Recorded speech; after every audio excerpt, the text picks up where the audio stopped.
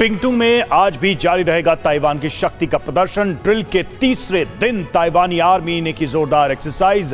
Taiwan की तैयारियों से बौखलाए चीन ने शुरू की जासूसी। ताइवान सीमा में पीएलए के 17 विमानों ने की घुसपैठ। चीन की धमकियों के बाद एक बार फिर ताइपे पहुंचा फ्रांस और अमेरिका का डेलीगेशन। और चीन की टेंशन के बीच आज जापान और भारत के बीच टोक्यो में 2+2 डायलॉग। चीन और ताइवान के बीच तनाव से जुड़ी खबरों के लिए देखते हैं चीन वर्सेस ताइवान टॉप नाउ।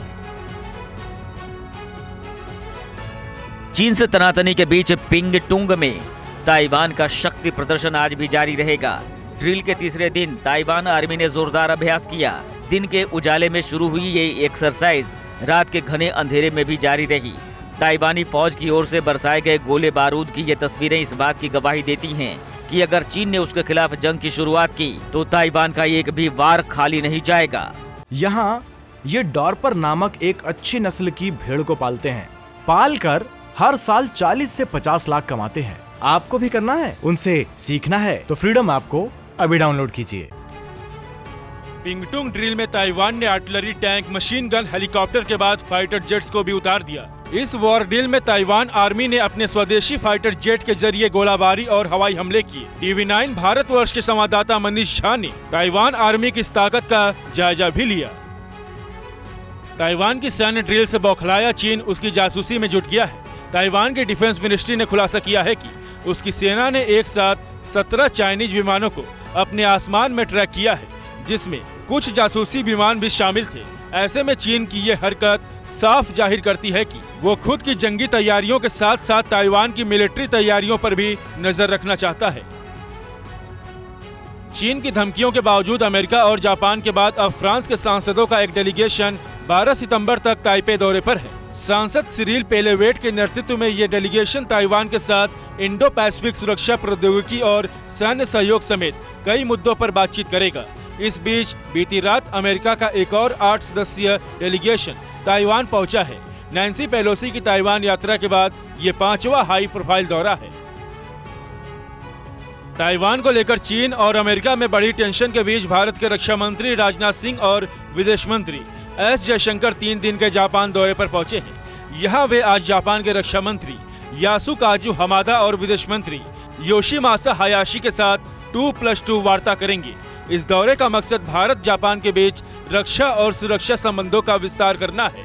इसके साथ ही हिंद प्रशांत क्षेत्र के घटनाक्रम पर भी चर्चा होने की उम्मीद है, जहां चीन की घुसपैठ और उकसावे वाली सैन्य गतिविधियां जारी हैं। चीन के खतरे को देखते हुए जापान बड़ी तैयारियों में जुटा है। जापानी रक्षा मंत्री ने बताया कि जापान अब ताइवान के नजदीक गोला बारूद का जखीरा बढ़ाएगा। इसी कड़ी में नैन्सी आइलैंड पर फ्यूल स्टोर और गोला बारूद जमा करने के लिए लॉजिस्टिक हब बनाया जाएगा। फिलहाल जापान के गोला बारूद का 70% हिस्सा उत्तरी आइलैंड होक्काइडो में स्टोर है।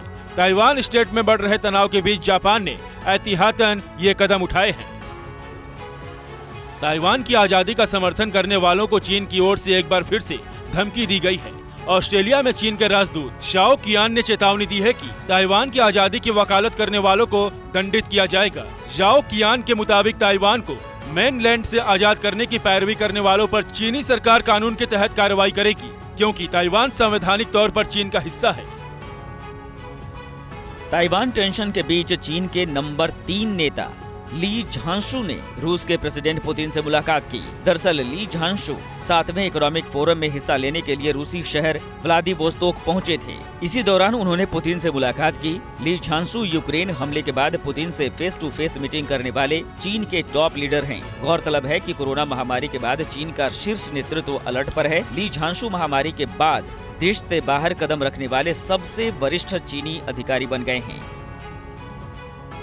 जिनपिंग के सन के दोस्त और उत्तर कोरिया के तानाशाह किम जोंग उन के खिलाफ अमेरिका, जापान और दक्षिण कोरिया ने घेरेबंदी शुरू कर दी है। तीनों देशों ने इस बात पर सहमति जताई है कि परमाणु परीक्षण को लेकर उत्तर कोरिया से किसी भी खतरे के जवाब तीनों देश मिलकर देंगे। इससे पहले उत्तर कोरिया ने अमेरिका और दक्षिण कोरिया की साझा अभ्यास को उकसावे वाली कार्रवाई बताते हुए एटमी जंग की चेतावनी दी थी। यहाँ ये डॉर्पर नामक एक अच्छी नस्ल की भेड़ को पालते हैं। पाल कर हर साल 40 से 50 लाख कमाते हैं। आपको भी करना है, उनसे सीखना है तो फ्रीडम ऐप को अभी डाउनलोड कीजिए।